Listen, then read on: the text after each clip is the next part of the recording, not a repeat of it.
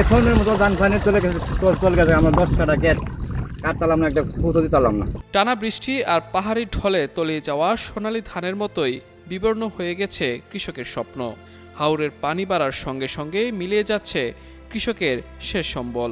নেত্রকোনার হাওর অঞ্চলগুলোতে দেখা গেছে এমন চিত্র।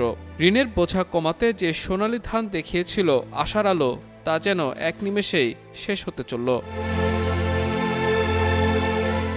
কদিন আগেও নেত্রকোনার হাওরের মাঠে মাঠে দুলছিল সোনালী ধান।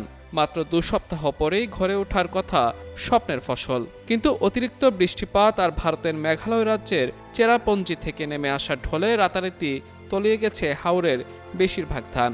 ধার দেনা করে ফলানো বেশিরভাগ কৃষকের ফসল এখন পানির নিচে। কৃষক মারা ধানের দাম নাই, যে কষ্ট করতেছি কষ্ট করে কোনো ফায়দা হইতাছি না। ধানের দাম 600-700 টাকাও এখন নেয় না। এইখানে যে আমার জমিগুলো আছে একটু ভাষা আছে, এইগুলা সব ডুবতেছে, অটোমেটিক ডুবতেছে বৃষ্টির পানিতে। যে ফোনের মতো ধান ফানে চলে গেছে, আমরা 10 কাটা গেট কাটতালাম না, একটা ফুটো দিতালাম না।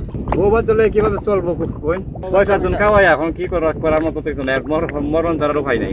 অতিবৃষ্টির কারণে সৃষ্ট জলাবদ্ধতায় তলিয়ে যাওয়া কিছু জমির ধান কেটে আনলেও টানা বৃষ্টির কারণে স্তূপেই নষ্ট হচ্ছে অনেক ধান। আর এমন সময়েও কৃষকের পাশে নেই কৃষি বিভাগের কেউ, দাবি কৃষকদের। এই পাউডার জমি সব এই পাশে সব ডুবে গেছে গা, আমরা অনেক মিশিংও হয় না, কিছু হয়নি। আমরা এই জায়গা অনেক ধান নষ্ট হয়েছে, পানি চলে হচ্ছে, অনেক ধান পানি চলে হচ্ছে, থাকতে পারতেছে।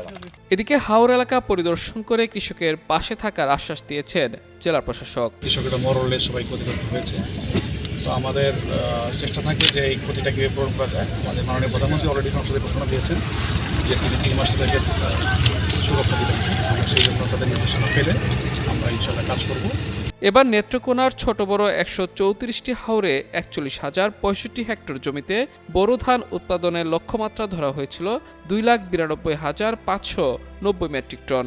তবে চলমান দুর্যোগে হাওর পাড়ের কৃষকের খোরাকি তোলা এখন বড় দায়। মাহমুদুর রহমান, যুগান্তর নিউজ।